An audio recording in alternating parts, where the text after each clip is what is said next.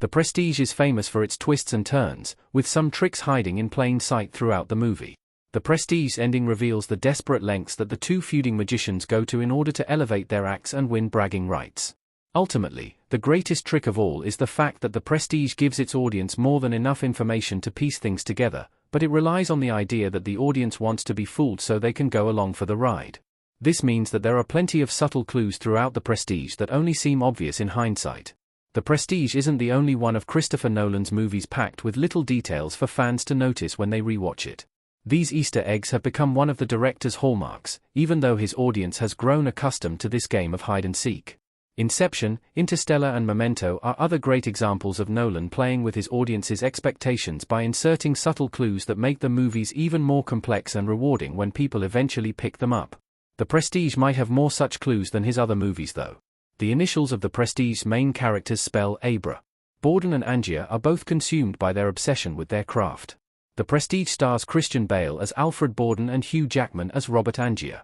Although it's easy to miss, the initials of these characters' names spell the word Abra when they're combined. This is a sly reference to the phrase abracadabra, which is the kind of theatrical magical flourish that fits in perfectly with the Prestige period setting.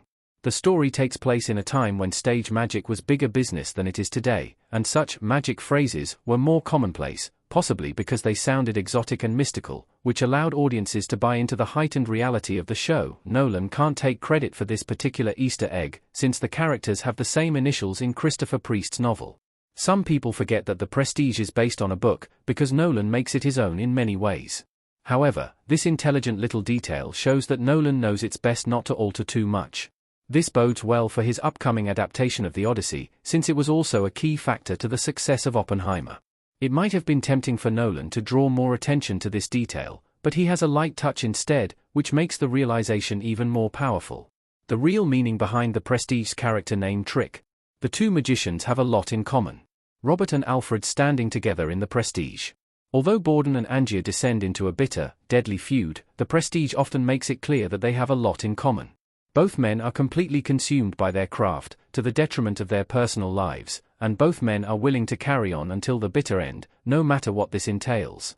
The fact that their initials spell Abra together is another reminder that they are two halves of the same whole. If they could only work together instead of against each other, they could easily be London's most spectacular magic act. Angier admits that Borden is the better magician out of the two of them, but he lacks the stagecraft and the presentation that makes Angier so much more popular. Combining Borden's skill with Angier's feel for the crowd would create a potent mix. Instead, they are destined to be rivals. Another key difference is that Borden is dedicated to his magic above all else, while Angier is fueled by his desire for adulation, and eventually his need for revenge after his wife's death. As their names show, they are two sides of the same coin.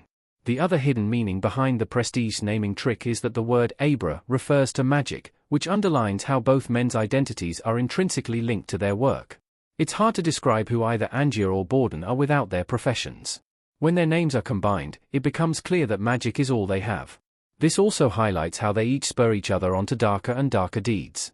Perhaps they could be more fulfilled and whole without the other, but their obsession forces them to sacrifice entire parts of their identity to their feud.